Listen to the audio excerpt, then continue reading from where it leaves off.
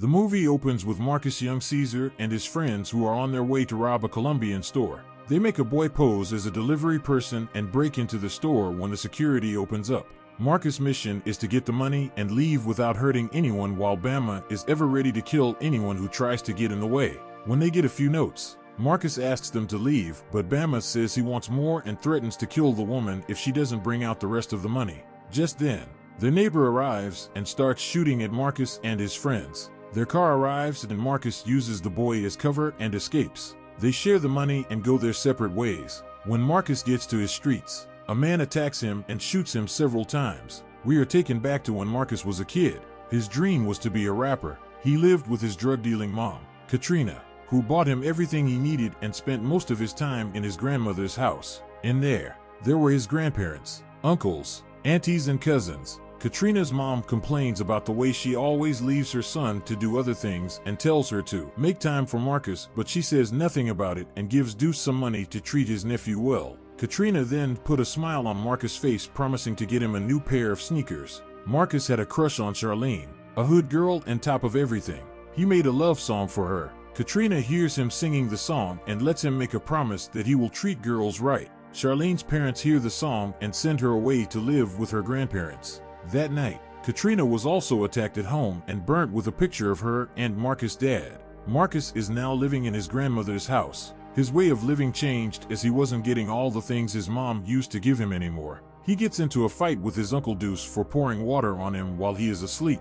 His grandfather moved him from their room and made him sleep in the basement for the rest of his days. As days go by, Marcus indulges in selling drugs too. He gets beaten one night for selling in other gangs' territory. Majestic finds him and frees him from them. He takes him to have some food and questions him on why he is selling drugs at his age. Marcus explains that he just wants to get some cool sneakers and a gun. A gun? What, Marcus? He says he wants to have it around him. He just wanted to live bougie. Marcus sure does get the gun he wants and practices shooting in his room. Years later, Marcus's grandfather finds the gun in Marcus's room when he goes there to do the laundry.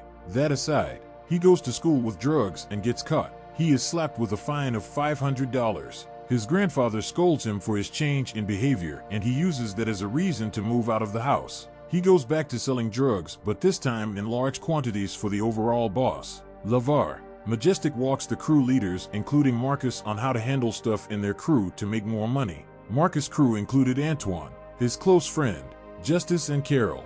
They worked harder than all the other crews and had a good time with the money they made. Along the line, they got into clashes with the Colombians because they wanted to sell in their corners. The boss, LeVar, showed up to cool things down between the Colombians and his boys. Majestic calls Marcus to meet LeVar. He tells LeVar about how hardworking Marcus is and tells him he is Katrina's son.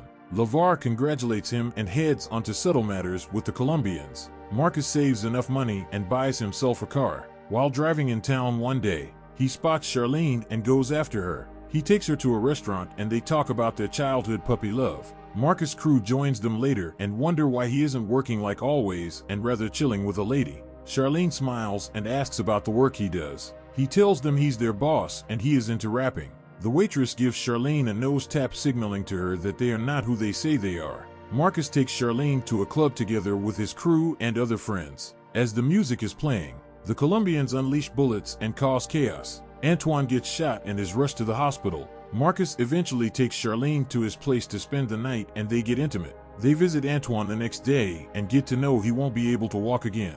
Hatred seeped into their hearts and began to poison their thoughts. They decide to take revenge on Raul for putting their friend into this condition. When Marcus finds him, he begs him not to kill him, so he shoots his leg to make him crippled like he did to Antoine. The police get wind of the shooting and come to his place for a search. They find drugs instead of the gun they came looking for and do lock him up. When Raul is brought in to identify if Marcus was the one that shot him, he denies knowing him, so they release him. LeVar calls all his boys and cautions them not to get into any fight with the Colombians anymore. He tells them he'll be leaving for a while and puts Odell in charge. Odell calls Marcus aside and tells him to be wary of the people he allows into his house because Marcus said he never kept drugs in his house. Again, Marcus gets arrested and sent to prison for possession of drugs and a gun. Marcus becomes friends with Bama after he saves his life. In his cell, he was given a blade to end his life, but he didn't. Instead, he used it to write music on the walls. While Marcus was serving his sentence, Majestic set LeVar up and got him into prison.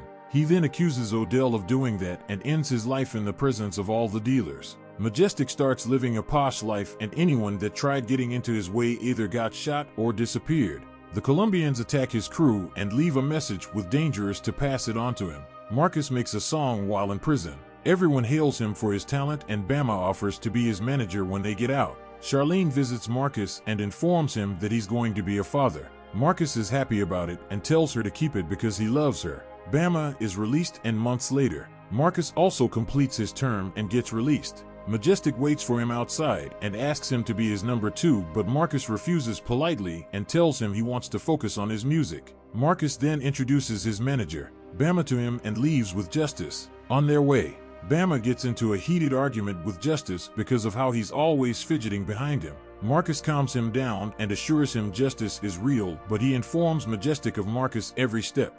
Charlene delivers a baby boy, and Marcus names him after his close friend, Antoine.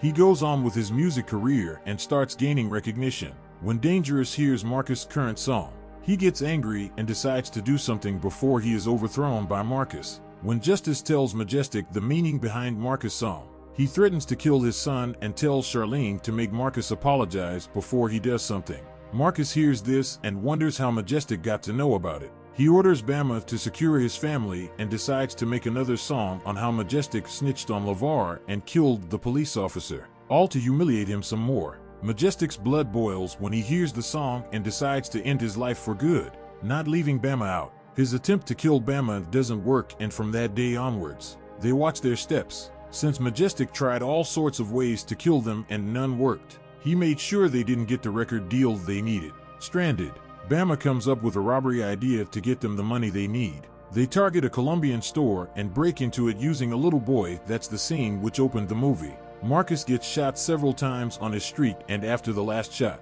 Justice shows his face. Marcus's grandmother comes out wailing. Justice loses focus and fires the gunshots into his mouth and dashes away with the money. Marcus is rushed to the hospital immediately, and he regains consciousness. A surgery is performed on him to remove all the bullets stuck in him and also to get his teeth fixed. He wakes up with a smile knowing he made it. Majestic stabs Justice for his failure at killing Marcus. Marcus is discharged and sent to a distant location for recovery. Gradually, he begins to lose interest in music and everything, his friends and family. Charlene is worried about him and tries talking him back into his old self. He reacts angrily and tells Charlene he can do without anything and anyone. Charlene then decides to leave with little Antoine. Marcus goes after her and apologizes, and they make up. Marcus restarts his music career. Though it is hard, he pulls through it with his Charlene supporting everything he does. He builds his brand, makes more CDs to sell, and finally decides to perform at Pelham Hall. Marcus visits LeVar in prison, and he tells him he's his dad and apologizes for not being there for him and his mom. Majestic hears Marcus' new hit song, which is about him. His hatred for him just increases. On the day of Marcus' performance, everyone wishes him well, and he also leaves his family with enough protection. Before his performance, Majestic shows up and warns Marcus not to go out there and disgrace him. Instead, he should step out with him and show everyone he's cool with him. Marcus refuses, so he tells him he killed his mom. Marcus loses it and attacks him. Bama tells Marcus to stop and think about his career. He listens and leaves for his performance. Majestic still doesn't want him to go out there, so he pulls out a knife to stab him. Bama quickly prevents him and kills him. Marcus steps out with full confidence, knowing that his enemy is down. He takes off his protection and enjoys every bit of his concert. The end.